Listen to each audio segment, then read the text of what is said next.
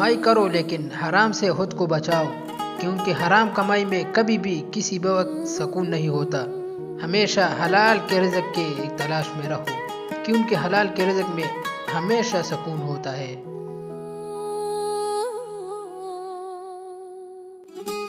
یار عثمان، آپ مجھے بتائیں کہ میں کمائی کیسے کروں اور میں امیر کیسے بن جاؤں؟ کوئی آسان سا ٹرک بتاؤ تاکہ میں جلدی سے امیر بن جاؤں۔ ارمان، آپ کو امیر ہونا ہے تو میرے پاس ایک ایسا ٹرک ہے، ایک ایسا بزنس ہے جو تجھے جلدی سے امیر بن سکتا ہے۔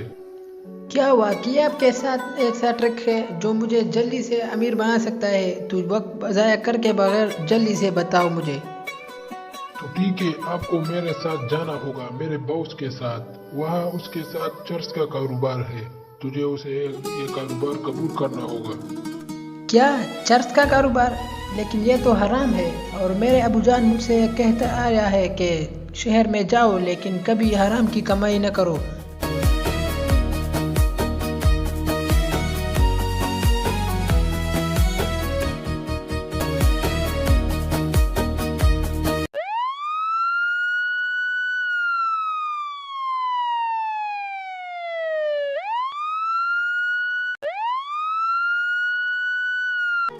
بیس سال گزر گئی لیکن میں نے کاروبار چھوڑا نہیں۔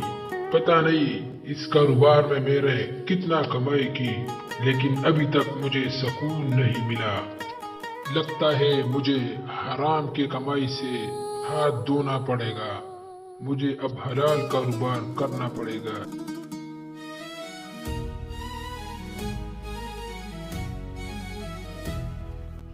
دیکھ بیٹا، میں نے ہمیشہ حرام کی کمائی کی لیکن مجھے کسی بھی وقت سکون نہیں ملا، اس لیے میں نے حرام کاروبار کو چھوڑ کر حلال کاروبار شروع کر دی۔